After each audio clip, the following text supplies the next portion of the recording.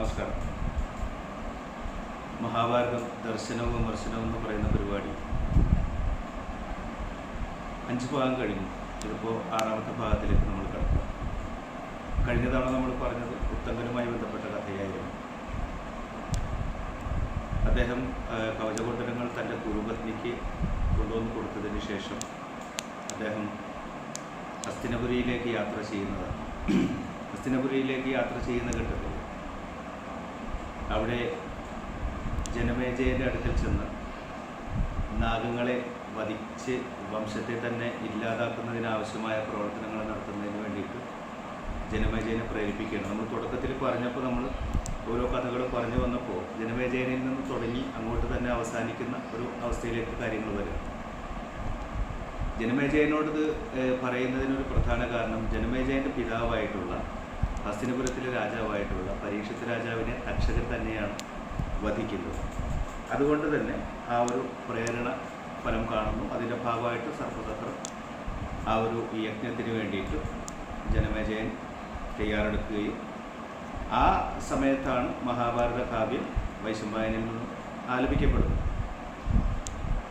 ഇവിടെ ഈ മഹാഭാരത കാവ്യം, ഈ ഇതിഹാസ കാവ്യം, നമ്മൾ അതിനെക്കുറിച്ച് ചർച്ച ചെയ്യുമ്പോൾ ചില കാര്യങ്ങൾ അതിനോടൊപ്പം പറഞ്ഞു പോകേണ്ടതുണ്ട്. കഴിഞ്ഞ ദിവസം ഞാൻ കുഞ്ഞിക്കുട്ടൻ തമ്പുരാൻ്റെ മഹാഭാരത കാവ്യത്തിൻ്റെ തർജ്ജമ ഞാനത് വായിക്കുന്ന സമയത്ത് വളരെ രസകരമായി തോന്നിയ ചില കാര്യങ്ങളാണ്. അതിനകത്ത് അനുക്രമണിക പർവ്വം അതിലൊരു 25ാമത്തെ ശ്ലോകമായിട്ട് കാണിച്ചിരിക്കുന്ന സംഭവം. ഓതിയിടുന്നുണ്ട് മോതിടും പലരൂഴിയും ഇതിഹാസം ഇത് അത്യന്തം അതിയാർന്ന മഹാജനം. പലരും ഓതിയിട്ടുണ്ട്. ഇത് പറയുന്ന കാലഘട്ടം ഏതാണെന്നും കൂടി നമ്മൾ ആലോചിക്കണം. പലരും ഓതിയിട്ടുണ്ട്, ഓതിക്കൊണ്ടിരിക്കുന്നു, ഇത് ഇനിയും ആലാപനം ചെയ്തുകൊണ്ടിരിക്കുന്നു. ഈ ഒരു പദപ്രയോഗം വളരെ താല്പര്യപൂർവ്വം ഞാനത് നോക്കിയപ്പോൾ, കാരണം അത് മനസ്സിലാക്കാൻ കഴിയുന്നത് ഇന്നും അത് ഓതിക്കൊണ്ടിരിക്കുന്നു. ഇത്രയും യുഗങ്ങൾ കഴിഞ്ഞിട്ടും ഇന്നും അത് ഓതിക്കൊണ്ടിരിക്കണം. അതിൻ്റെ തെളിവ് ഞാനിപ്പോൾ നിങ്ങളോടിരുന്ന് സംസാരിക്കുന്നത് തന്നെയാണ് അതിൻ്റെ തെളിവ്.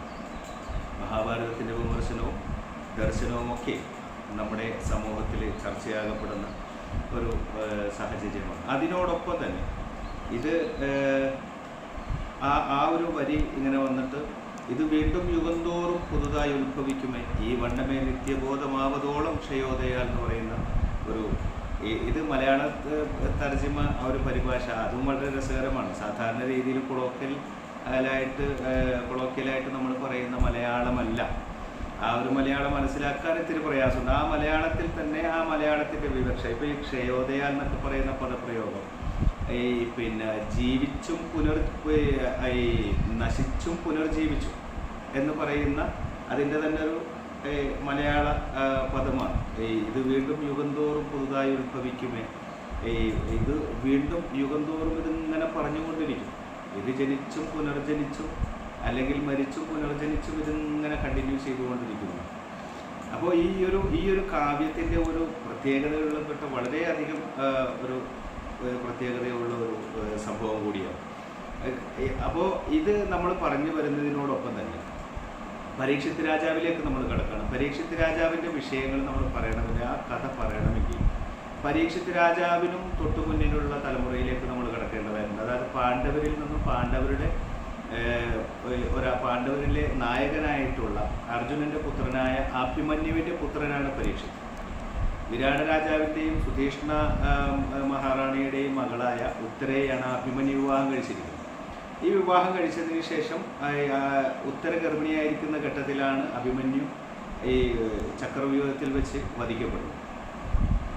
ആ സമയത്തിൽ തന്നെ ഇത് ഈ കുരുവംശവും അല്ലെങ്കിൽ ഈ കൗരവരും പാണ്ഡവരും തമ്മിലുള്ള ഈ യുദ്ധത്തിൽ പലപ്പോഴും അങ്ങോട്ടും ഇങ്ങോട്ടും വളരെ വലിയ പ്രതിജ്ഞകൾ ഇരുവിഭാഗങ്ങളും സ്വീകരിക്കുന്നുണ്ട്. അതിൻ്റെ ഭാഗമായിട്ട് അശ്വത്ഥാമാവ്, ദ്രോണരുടെ പുത്രൻ അശ്വത്ഥാമാവ് പറയുന്നുണ്ട്, ഒരു ഘട്ടത്തിൽ പറയുന്നുണ്ട്, പാണ്ഡവരുടെ വംശം തന്നെ ഞാൻ നശിപ്പിക്കുമെന്ന് പറയുന്നുണ്ട്.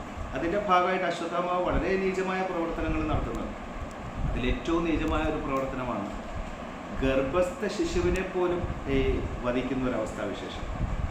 അതായത് അഭിമന്യുവിൻ്റെ ഭാര്യയായ ഉത്തരയുടെ ഗർഭാശയത്തിലുള്ള കുഞ്ഞിനെ ബ്രഹ്മാസ്ത്രം ഉപയോഗിച്ച് വധിക്കുകയാണ്.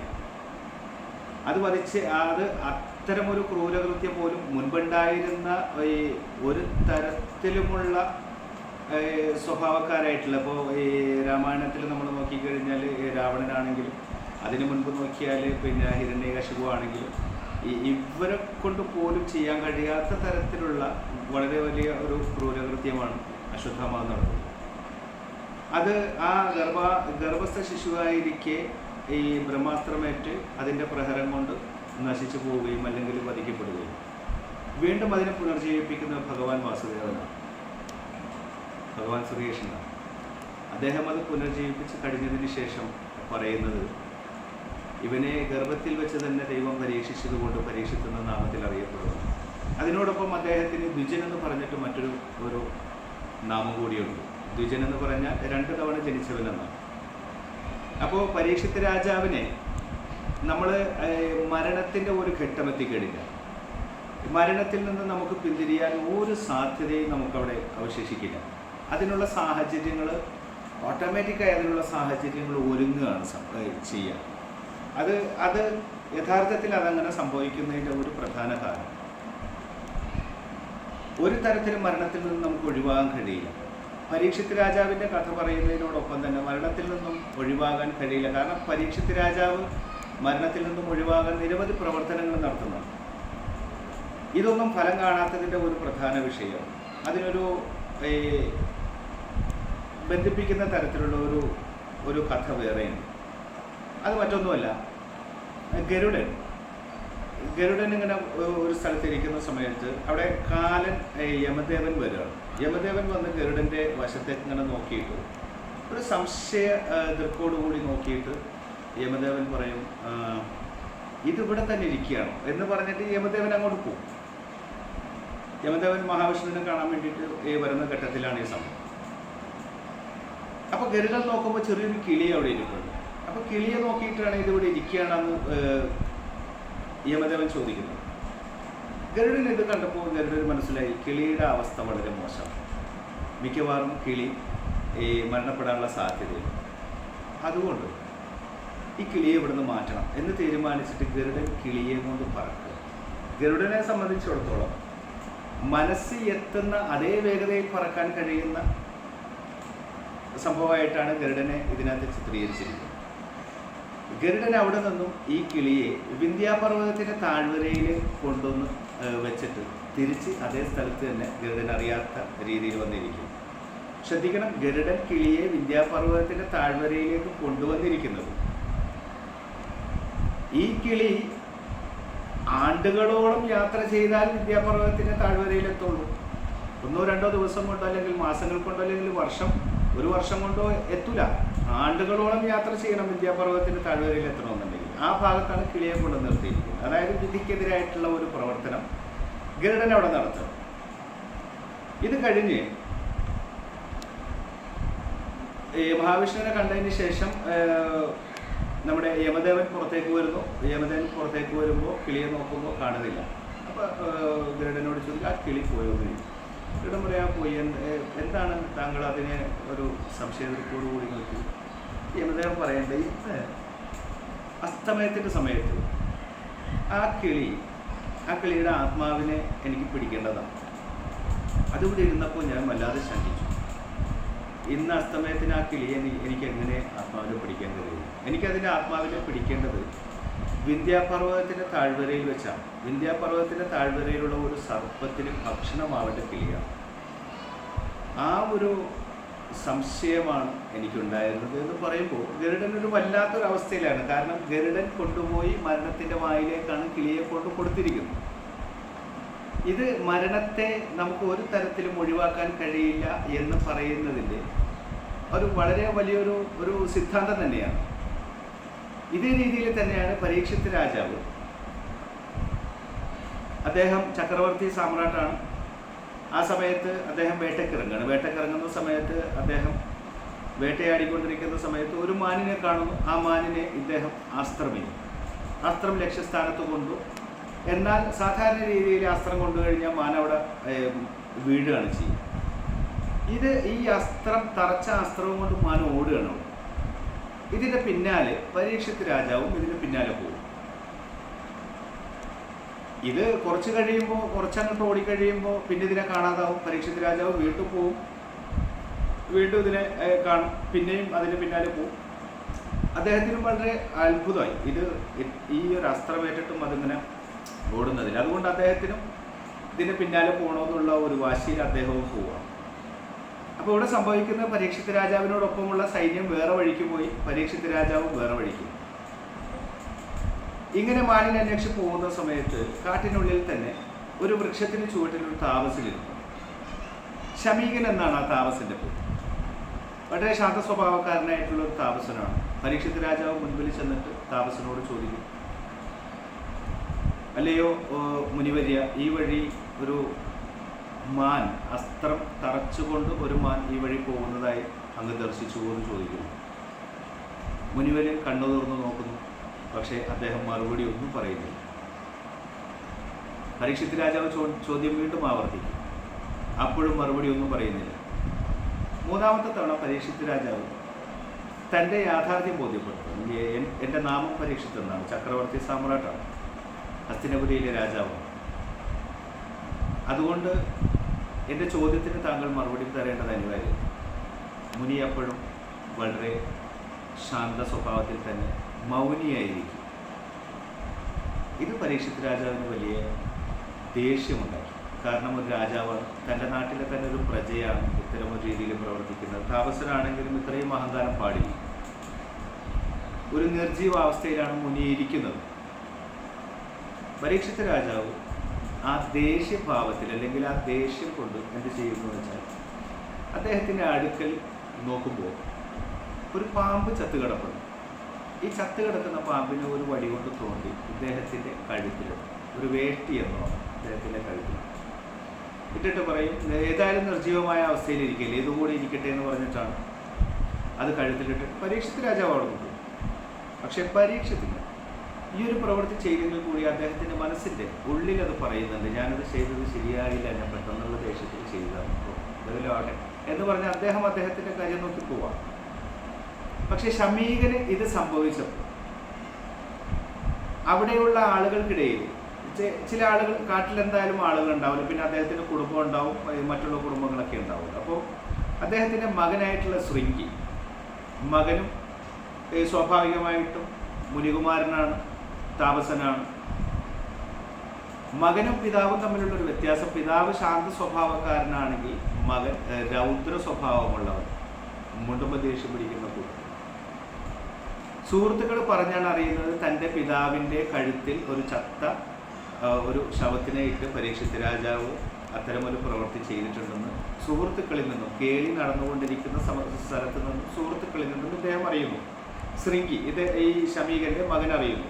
അറിയുന്ന ആ നിമിഷത്തിൽ തന്നെ ശൃംഗി പരീക്ഷിത്ത് രാജാവിനെ ശപിക്കുക. ഇന്നേക്ക് 7 ദിവസം പൂർത്തീകരിക്കുന്ന സമയം തക്ഷകൻ എന്ന് പറയുന്ന രാജാവിൻ്റെ ദംശനത്താൽ മരണപ്പെടും. പരീക്ഷിത്ത് രാജാവ്. ഇതാണ് ശാപം. ഈ ശാപം കൊടുത്തതിന് ശേഷം മകൻ പിതാവിൻ്റെ അടുക്കലേക്ക് വരുന്നു. പിതാവിൻ്റെ അടുക്കലേക്ക് വന്നിട്ട് പിതാവിൻ്റെ കഴുത്തിലുള്ള ഈ സർപ്പത്തെ എടുത്ത് മാറ്റി പിതാവിനോട് പറയും, പിതാവേ, ഇത് അങ്ങയോട് പ്രവർത്തിച്ചത് പരീക്ഷിത്ത് രാജാവാണ്, ഞാനൊരു ശാപവും കൊടുത്തിട്ടുണ്ട്, ഞാൻ അദ്ദേഹത്തെ ശിക്ഷിച്ചിട്ടുണ്ട്. ഇത് കേൾക്കുമ്പോൾ ശമീകന് വല്ലാത്തൊരു പ്രയാസം. അദ്ദേഹത്തിൻ്റെ തപസ് അവിടെ മുറിക്കുകയാണ്, അവിടെ അവസാനിപ്പിച്ചിട്ട് പറയും, പുത്ര, നീ ചെയ്തത് അനുചിതമാണ്, ചെയ്യാൻ പാടില്ലാത്തൊരു പ്രവർത്തനമാണ്. അദ്ദേഹം പ്രജാതാൽപരനായിട്ടുള്ള ഒരു രാജാവാണ്, ധർമ്മിഷ്ഠനാണ്. അദ്ദേഹം എന്നോട് പ്രവർത്തിച്ചത്, അദ്ദേഹം ചില കാര്യങ്ങൾ എന്നോട് ചോദിച്ചപ്പോൾ ഞാൻ അദ്ദേഹത്തോട് മറുപടി പറഞ്ഞില്ല. ഞാൻ മൗനവ്രതത്തിലാണ് എന്ന് എനിക്കല്ലേ അറിയൂ, അദ്ദേഹത്തിന് അറിയില്ലല്ലോ. അതുകൊണ്ടാണ് അത് അങ്ങനെ സംഭവിച്ചത്. നീ ചെയ്തത് ഒട്ടും ഉചിതമായൊരു പ്രവർത്തനമല്ല. അദ്ദേഹം നമ്മുടെ എല്ലാം ഈ രാജാവാണ്, ഈശ്വരന് തുല്യമായി കൽപ്പിക്കേണ്ടതാണ്.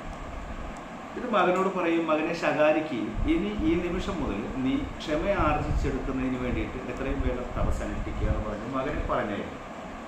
അതിനുശേഷം ശമീകൻ തൻ്റെ ശിഷ്യനെ വിളിച്ചിട്ട് പറയും, എത്രയും പെട്ടെന്ന് പരീക്ഷത്തിന് ഈ വിവരം അറിയിക്കുക, പരീക്ഷത്തിൽ ശാപഗ്രസ്തനാണെന്നുള്ള വിവരം അദ്ദേഹത്തെ അറിയിക്കുക, ഉചിതമായ അല്ലെങ്കിൽ ആവശ്യമായ അതിൽ നിന്നും ഒഴിവായി പോരുന്നതിന്, ആ ശാപത്തിൽ നിന്ന് മുക്തമാകുന്നതിന് ആവശ്യമായ പ്രവർത്തനങ്ങൾ അദ്ദേഹത്തോട് നടത്താനും പറയും.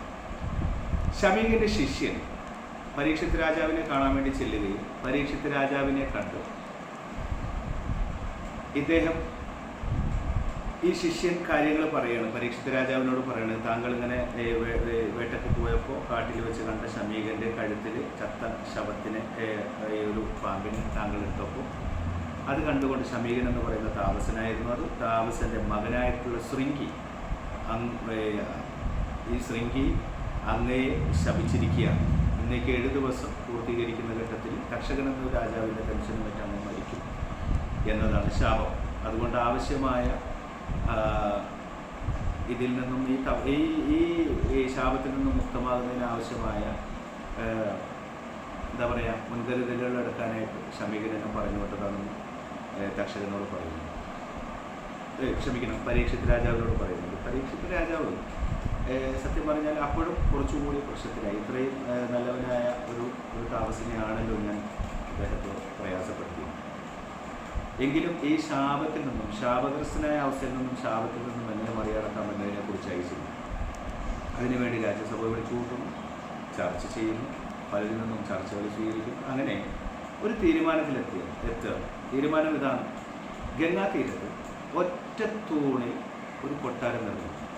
വളരെ വേഗത്തിലാവണം ആ കൊട്ടാരം. ഒറ്റ തൂണിൽ ഒരു കൊട്ടാരം നിർമ്മിച്ചിട്ട് അതിനകത്ത് രാജാവ് ഇരിക്കുക. ഈ താഴെ ചുറ്റിനുമായി നമ്മുടെ ഹസ്തിനപുരത്തിലെ സൈന്യങ്ങളെ എല്ലാം ഏർപ്പാടാക്കാം. വിഷഹാരികളെയും വൈദ്യന്മാരെയും ഒക്കെ നമുക്ക് കൃത്യമായി അവിടെ വിളിച്ചു വരുത്താം. അവിടെ എല്ലാവരെയും സെറ്റാക്കി നടത്താം. ഇതൊക്കെയാണ് തീരുമാനമെടുക്കുന്നത്. അത് നടപ്പിലാക്കുക. ചുരുക്കി പറഞ്ഞാൽ ഒരു ഈച്ചയ്ക്ക് പോലും അകത്തേക്ക് പ്രവേശിക്കാൻ കഴിയാത്ത വണ്ണം ഫുൾ സെക്യൂർഡായിട്ടാണ് പരീക്ഷിത്ത് രാജാവ് അവിടെ ഇരിക്കുന്നത്. ഏതാണ്ട് 7 ദിവസമായി. ഏഴാമത്തെ ദിവസമാകുമ്പോഴേക്കും സംഭവിക്കുന്നത്, ഈ വിഷഹാരികളായിട്ടുള്ളതും വൈദ്യന്മാരായിട്ടുള്ള ആളുകൾക്കും തക്ഷകനാണ് ദംശിക്കുന്നതെങ്കിൽ ഇവർക്ക് രക്ഷപ്പെടുത്താൻ കഴിയില്ല. കാരണം അത് ഉഗ്ര വിഷമുള്ളത്. ഇത് രക്ഷപ്പെടുത്താൻ കഴിയുന്നത് കശ്യപ മഹർഷിക്ക് മാത്രമാണ്. അപ്പോൾ ഇങ്ങനെ പറയുമ്പോൾ ഈ കഥ നമ്മൾ അടുത്ത ഘട്ടത്തിലേക്ക് പോകേണ്ടി വരും. കശ്യപ മഹർഷിയെ സംബന്ധിച്ചിട്ട് സപ്തർഷികളിൽ ഒരാളാണ് കശ്യപൻ. യഥാർത്ഥത്തിൽ മനുഷ്യവംശവും ദേവന്മാരും അസുരന്മാരും ഒക്കെ ഈ കശ്യപനിൽ നിന്നും ഉത്ഭവിച്ചതാണ്. കശ്യപനാണ് ഇവരുടെ ഒക്കെ പിതാവ്. കശ്യപ മഹർഷിക്ക് ബ്രഹ്മാവ് കൊടുത്തിരിക്കുന്ന വരപ്രസാദമാണ്, ഒരു വരമാണ്. ഏത് വിഷാംശവും നിർവീര്യമാക്കാനുള്ള ഒരു മന്ത്രം കശ്യപന് ഉപദേശിച്ചു കൊടുത്തിട്ടുണ്ട് ബ്രഹ്മാവ്. കശ്യപന് ഇതറിയാൻ ഈ പരീക്ഷിത്ത് രാജാവിന് സംഭവിച്ചു. കശ്യപൻ പരീക്ഷിത്ത് രാജാവിൻ്റെ അടുക്കലേക്ക് പുറപ്പെടും. വളരെ വേഗത്തിൽ പുറപ്പെടുന്ന സമയത്ത് കശ്യപൻ്റെ അടുക്കൽ ഒരു വൃദ്ധനായിട്ടുള്ള ഒരു സന്യാസി അദ്ദേഹത്തിൻ്റെ അടുക്കൽ വന്നിട്ട് ചോദിക്കും, താങ്കളിപ്പോൾ എങ്ങോട്ടാണ് പോകണമെന്ന് ചോദിക്കുമ്പോൾ കശ്യപൻ പറയും, ഞാനിങ്ങനെ പരീക്ഷിത്ത് രാജാവിൻ്റെ അടുക്കലേക്ക് പോവുകയാണ്, ഇന്നമാതിരി പ്രശ്നങ്ങളാണെന്ന് പറയും. ഇത് പറയുന്ന സമയത്ത് ഈ സന്യാസി ചോദിക്കേണ്ടത്, താങ്കൾക്കത് സാധ്യമാണോ? അദ്ദേഹത്തെ വിധിലിഖിതമായ ഒരവസ്ഥയിൽ നിന്ന് അദ്ദേഹത്തെ മോചിപ്പിക്കാൻ താങ്കൾക്ക് കഴിയുമോ എന്ന് ചോദിക്കും. കശ്യപൻ പറയും, തക്ഷകനാണ് ദംശിക്കുന്നതെങ്കിൽ എനിക്കതിന് കഴിയും എന്ന് പറയുമ്പോൾ ഈ വൃദ്ധ സന്യാസി ആ ഒരു തത്സമയം തന്നെ അത് ഭീമാകാരമായ രൂപം കൊണ്ടുവന്നാണ്. യഥാർത്ഥ തക്ഷകന്റെ രൂപത്തിലേക്ക് അത് വന്നു. മനസ്സിലാക്കണം, തക്ഷകന്റെയും പിതാവാണ്, ഈ നാഗങ്ങളുടെയും പിതാവാണ് കശ്യപൻ. തക്ഷകൻ ആ രൂപം പൂണ്ടിട്ട് തൊട്ടടുത്തുള്ള ഒരു വൃക്ഷത്തെ ദംശിക്കും. ഈ വൃക്ഷത്തിൽ കൊത്തുമ്പോൾ ആ നിമിഷ നേരം കൊണ്ട് ആ വൃക്ഷം കരിഞ്ഞുപോയി. ഇത് കണ്ടു കഴിഞ്ഞപ്പോൾ തക്ഷകൻ ചോദിക്കും, ഇനി താങ്കൾ പറയൂ, താങ്കൾക്ക് സാധ്യമാണോ എന്ന് ചോദിക്കുന്നു. കശ്യപൻ പുഞ്ചരിച്ചുകൊണ്ട് തൻ്റെ കമണ്ടലുവിൽ നിന്ന് അല്പം വെള്ളം എടുക്കും. ഈ മന്ത്രം ഉച്ചരിച്ചുകൊണ്ട് വൃക്ഷത്തിലേക്ക് തളിക്കും. വൃക്ഷം വീണ്ടും പുനർജീവിച്ചു. ഇത് കണ്ടപ്പോൾ തക്ഷകന് മനസ്സിലായി ഇത് പ്രശ്നമാണ്. തക്ഷകൻ പറയുന്നത് ഇത് ദൈവികമായിട്ടുള്ള വിധിലിഖിതമായിട്ടുള്ള ഒരു സംഭവമാണ്. പരീക്ഷിത്ത് രാജാവിൻ്റെ മരണമാസന്നമായിരിക്കുന്നു. അതുകൊണ്ടാണ് ഇങ്ങനൊരു സാഹചര്യം സൃഷ്ടിക്കപ്പെട്ടിരിക്കുന്നത്. അതുകൊണ്ട് താങ്കൾ വിധിക്കെതിരെ താങ്കൾ പ്രവർത്തിക്കരുത് എന്ന് കശ്യപനോട് പറയുന്നു. കശ്യപൻ പറഞ്ഞ എൻ്റെ സുഹൃത്താണ്, അദ്ദേഹം വളരെ ധർമ്മിഷ്ഠനായ ഒരു രാജാവ് കൂടിയാണ്. എങ്ങനെയാണ് അദ്ദേഹത്തെ പ്രയാസപ്പെടുത്താൻ കഴിയുന്നത്? അതുകൊണ്ട് ഞാൻ അദ്ദേഹത്തെ രക്ഷിക്കുക തന്നെ ചെയ്തു. തന്നെയുമല്ല, അദ്ദേഹത്തെ രക്ഷിച്ചാൽ ധാരാളം സമ്പത്തും എനിക്ക് കൈവരിക്കാൻ സാധിക്കും എന്ന് പറയുമ്പോൾ തക്ഷകൻ കൊടുക്കുന്ന മറുപടി, അങ്ങനെയെങ്കിൽ അങ്ങേക്ക് സമ്പത്താണ് ആവശ്യമെങ്കിൽ പരീക്ഷിത് രാജാവ് താങ്കൾക്ക് തരാൻ സാധ്യതയുള്ള സമ്പത്തിൻ്റെ ഇരട്ടി പ്രതിഫലം ഞാൻ തരാം, താങ്കൾ തിരിച്ചു പോകണം. ഇത് കശ്യപൻ ആ സമ്പത്ത് തിരിച്ചു വാങ്ങിക്കുന്നു. സംസാരം ഒരുപാടുണ്ട്. ഞാനത് വീഡിയോ കുറച്ച് ലെങ്തായി പോകുന്നുള്ളത് കൊണ്ടാണ് 20 മിനിറ്റിനുള്ളിൽ തീർക്കണം എന്നുള്ളത് കൊണ്ട് കശ്യപനിത് ഈ സമ്പത്ത് മേടിച്ചിട്ട് കശ്യപൻ തിരിച്ചു പോകണം. ഇതിന് ശേഷം തക്ഷകൻ പരീക്ഷിത് രാജാവിന്, ഈ വിധിലിഖിതമായ സംഭവം നടക്കുന്നുള്ളൂ, തക്ഷകൻ പരീക്ഷിത് രാജാവിനെ വധിക്കാൻ തീരുമാനമെടുക്കും. ഏതാണ്ട് നമ്മൾ നിർത്താനുള്ള സമയമായി. അടുത്ത ഭാഗത്തിലേക്ക് കടക്കുന്നതിന് വേണ്ടിയിട്ട് ഇത് എനിക്ക് തോന്നുന്നു 20 മിനിറ്റ് സമയം ഒരുപാട് സസ്പെൻസ് ഇങ്ങനെ നിലനിർത്താൻ സഹായിക്കുമെന്ന് തോന്നുന്നു. നമുക്ക് അടുത്ത ഭാഗത്തിലേക്ക് വരാം. ഇതിപ്പോൾ 6ാമത്തെ ഭാഗമാണ്. അടുത്ത 7ാമത്തെ ഭാഗത്തിലേക്ക് ബാക്കി കാര്യങ്ങളിലേക്ക് നമുക്ക് വരാം.